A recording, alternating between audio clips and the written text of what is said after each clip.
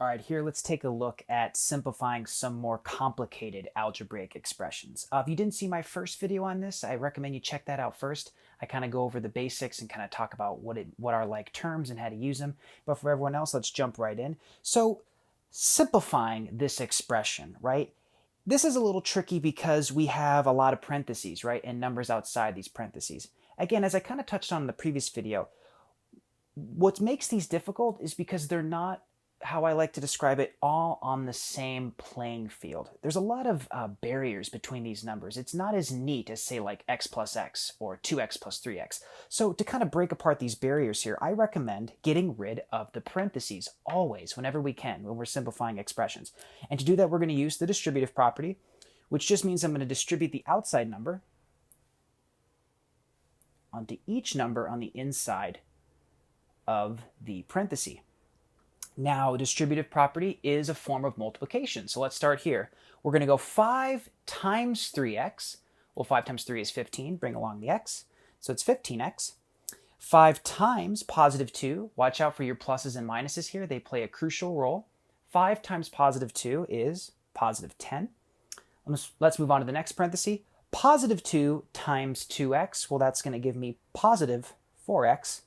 And then I got positive 2 times negative 1. Positive and a negative make a negative, which gives me negative 2. Okay, great. Now we have gotten the problem on the same level playing field. There's no barriers, no parentheses. It's visually pleasing. Now what we do is we just got to isolate the like terms, right? So the like terms here are you're either a regular number or you're just an x. So I'm going to go ahead and circle the x's, taking along all the signs with it as well. Awesome, let's start there. So I'm just going to now focus on the circled number, right? These are like terms because they share the exact same variable to the exact same power.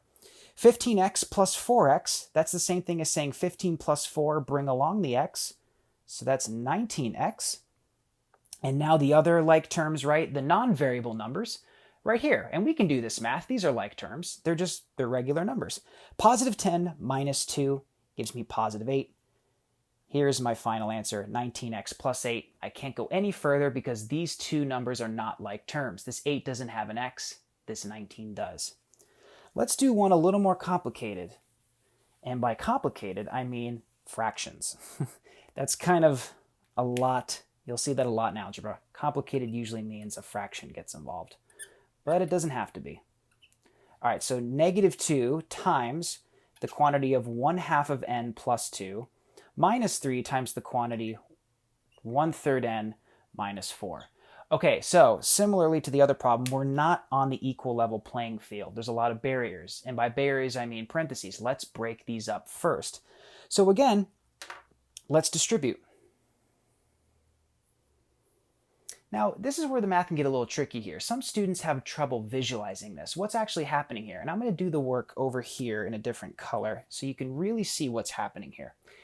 Anytime you have a number times a fraction, I always like to split it up and create two fractions. So what's negative 2 as a fraction? Well, it's just negative 2 over 1, right? Anything over 1 is itself as a fraction. And now this 1/2 n, that's the same thing as saying 1n over 2. I like to move the variable up top because that's visually a little easier for me when I end up multiplying these. That's a neat little trick if you want to do that. You just can't move it to the bottom, okay? It's got to stay on top because it follows order of operations. So go ahead and kick the variable up top if you want to kind of condense it and make it a little neater here.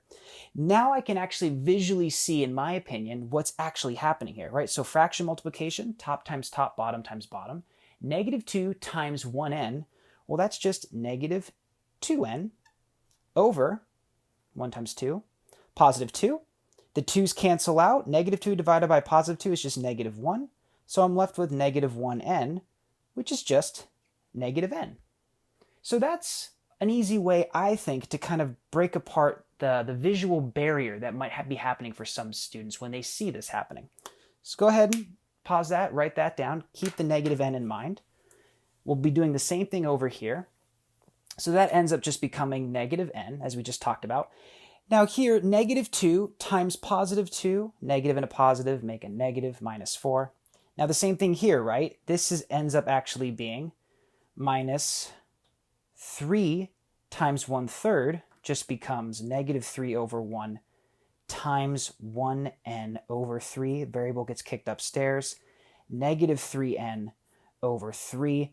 Negative 3 divided by positive 3 is just negative 1, becomes negative n as well. So that's where that comes in, negative n. And now here, negative 3 times negative 4, positive 12. Great, we've now gotten everything on the equal level playing field, the same playing field. Now let's just find our like terms. Okay, our two like terms here are either you're an n to the first power or you don't have an n. So let's go ahead and isolate the like terms, bring the signs along with it. Great. Negative n minus n. Well, another way to think of this is, remember, there's an invisible 1 in front of every variable that's just by itself. So you could think of it as negative 1 minus 1, bring along the n. Negative 1 minus 1 is negative 2, bring along the n to get negative 2n. And now the last like terms, right, are just the numbers, the regular numbers without a variable. Negative 4 plus 12 gives me positive 8. And that is it. That is as far as I can go because these are not like terms. Thank you so much for watching. If you enjoyed this video, please rate it a thumbs up and subscribe, and share this video with a friend who might need a refresher or needs some help with simplifying algebraic expressions. Thank you so much for watching. I'll see you in the next video.